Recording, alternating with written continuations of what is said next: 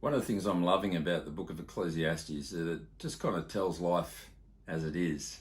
If I can put it this way, it cuts through all the crap, it doesn't pull any punches, just exposes the harsh realities of human experience. It's a book that is focused on trying to find meaning and purpose, and so many of the roads that people travel to understand and to make sense of life just are dead ends, and Ecclesiastes points that out again and again. But in the process of doing that, it's not all doom and gloom. Ecclesiastes actually discovers that there are things to be learnt, and it's not always a case of things being right or things being wrong, but often it's a case of things being okay, things being good, things being better, things being really good. And as we look at this book, particularly in chapter 4, around this topic of work, there are some things that are just better, and we can learn from their wisdom. I'm going to pick it up again from Ecclesiastes chapter 4 and verse 7. Why don't you look on? Again, I saw something meaningless under the sun. There was a man all alone. He had neither son nor brother. There was no end to his toil, yet his eyes were not content with his wealth. For whom am I toiling, he asked, and why am I depriving myself enjoyment? This too is meaningless, a miserable business. Picks up on the theme that we saw last time. That is, there's a discontent that drives our work.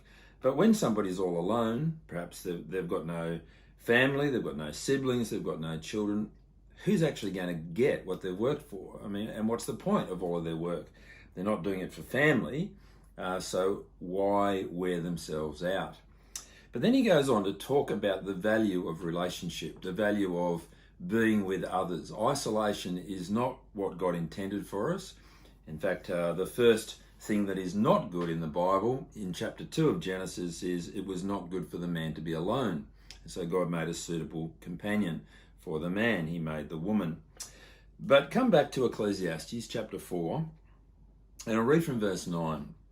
Two are better than one, because they have a good return for their labour. If either of them falls down, one can help the other up. But pity anyone who falls and has no one to help them up. Also, if two lie down together, they will keep warm. But how can one keep warm alone? Though one may be overpowered, two can defend themselves, and a cord of 3 strands is not quickly broken. And now each of these statements, or proverbs if you like, describe life that is better than something else. And so it's better to be with others than it is to be on your own. Two are better than one.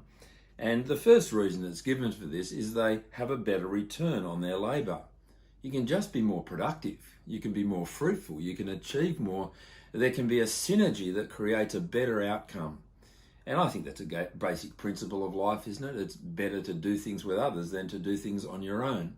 Companionship is actually a gift, and it's a great thing to be able to share in the work that we do. Second thing, verse 10, if either of them falls down, one can help the other up, but pity anyone who falls and has no one to help them up. Not only is it good to have companionship to be more productive, it's good to have someone there to help you when you struggle. When you're on your own and life gets hard, or you fall and there's nobody to help you, then you're in serious difficulty.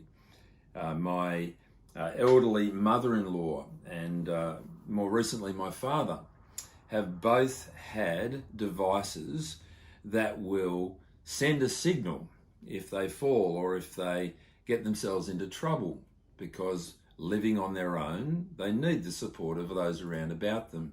And if those people aren't there, then they can send a signal.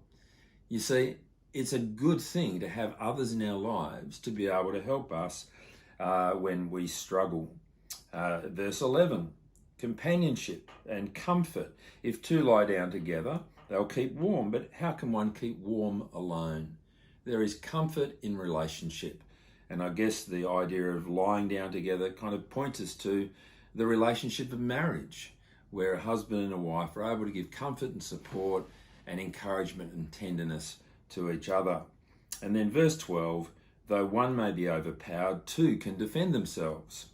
That is true, isn't it? We benefit each other by being there, having each other's back. looking out for the needs of one another. And then a cord of 3 strands is not quickly broken.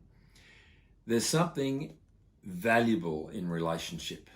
2 are better than 1. 3, it seems, are even better than 2. And the nature of family, the nature of community, the nature of society are all built on this premise that relationships are important. And I think that's why many of us are finding it so hard at the moment.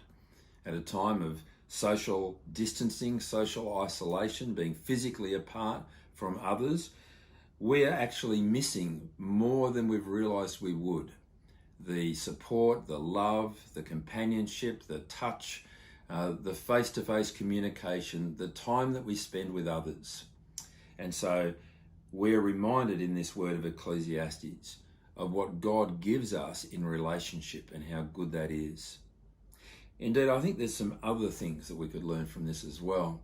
In the book of Hebrews and chapter 10, it encourages God's people not to give up meeting together, as some have got into the habit of doing, but to meet and to encourage each other, and to do that all the more as the day is coming. This is a time when Christians are unable to gather together in churches, and yet I see creative options being taken for people to connect over the internet, to connect over their phones, to catch up with one another in different ways, because we need each other. In this time, let's remember the value of relationship. We need other people in our lives, and not only other people. We need God in our life.